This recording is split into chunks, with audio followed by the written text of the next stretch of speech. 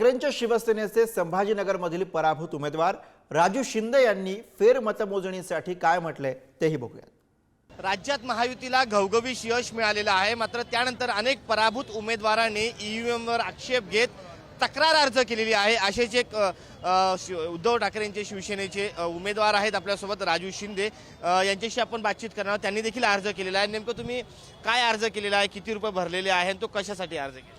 2,83,000 रुपये आम्ही व्हीव्हीपॅट मोजण्यासाठी भरलेले आहेत, परंतु प्रशासनाकडून आणि इथल्या आरोकडून ते आम्हाला टाळाटाळ करण्याचा प्रयत्न करत होते। पैसे भरून घेतले जात नव्हते। शेवटच्या दिवशी आम्ही त्यांना पैसे भरण्याचा आग्रह धरला आणि पैसे भरून घेतलेत, परंतु ते व्हीव्हीपॅट न मोजता ते मॉक ड्रिल म्हणतायत।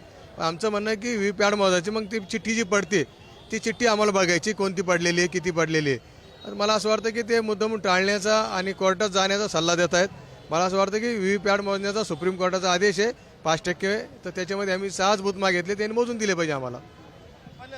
पण नेमकं अशी परिस्थिती आहे की फक्त 45 दिवसानंतर फक्त तुम्हाला ते डेमो दाखवणार आहेत, अशा पद्धतीची माहिती आहे। मग ते व्हीव्हीपॅट मोजणार कसं? कसं आहे, जर त्यांनी काही चुकीचं केलं नसेल तर व्हीव्हीपॅट मोजायला काय हरकत आहे? व्हीव्हीपॅट मोजलं पाहिजे, कारण की चिठ्ठी पडते ती चिठ्ठ्या बरोबर आहे का नाही ते आम्हाला दिसल्या पाहिजे त्या बूथमधल्या। एवढंच आमची मागणी साधी।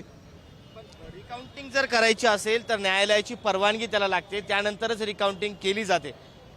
तुम्ही न्यायालयात जाणार का? ही रिकाउंटिंग नाही आहे, व्हीव्हीपॅट मोजण्याची ही प्रक्रिया आहे। 5% मोजण्याचा सुप्रीम कोर्टाचा आदेश आहे आणि सेकंडचा उमेदवार ही मागणी करू शकतो, त्या हिशोबाने आम्ही ती मागणी केलेली आहे। त्यांनी व्हीव्हीपॅट आम्हाला मोजून दाखवावेत।